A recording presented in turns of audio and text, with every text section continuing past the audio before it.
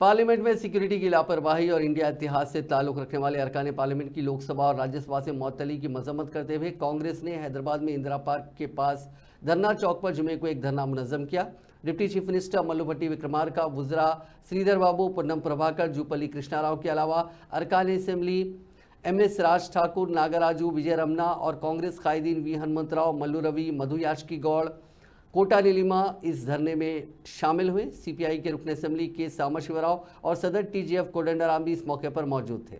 Deputy chief minister भट्टी विक्रमार्का ने धरने को मुखातिब करते हुए इंडिया इत्तेहाद के अरकान पार्लियामेंट की मुअत्तली को गैर जमहूरी करार दिया और कहा कि अरकान पार्लियामेंट सिक्योरिटी की कोताही पर पार्लियामेंट में मुबाहिस का मुतालबा कर रहे थे, क्योंकि हमला न सिर्फ पार्लियामेंट बल्कि दस्तूर पर हमले के मुतरादिफ है। उन्होंने कहा कि एक शर्म की बात है कि अपोजिशन के अरकान पार्लियामेंट के सवालात के जवाब दिए बगैर वज़ीर आज़म नरेंद्र मोदी और मरकज़ी वज़ीर दाखिला अमित शाह की मौजूदगी में उन अरकान पार्लियामेंट को मुअत्तल कर दिया गया, जिसे जमहूरियत की मंदिर समझा जाता है।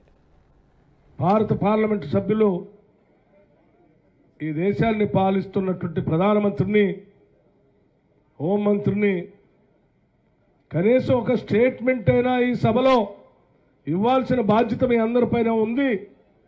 స్టేట్మెంట్ ఎన్ని అంటే అసలు దాడి సంబంధించినటువంటి సమాచారమే లేదన్నట్టుగా, ఏమీ జరగలేదన్నట్టుగా ఈ ప్రధానమంత్రి గారు కానీ, హోంమంత్రి గారు కానీ, భారతీయ జనతా పార్టీ సంబంధించిన కేంద్ర ప్రభుత్వం వాళ్ళ కార్యకలాపాలు చూస్తూ ఉంటే నిజంగా ఈ భారతదేశం ఈరోజు ఎటువంటి हमारे सामने आज एक बहुत बड़ा प्रश्न है। एक गवर्नमेंट ऐसी है जिसने 146 MPs को पार्लियामेंट से सस्पेंड किया है।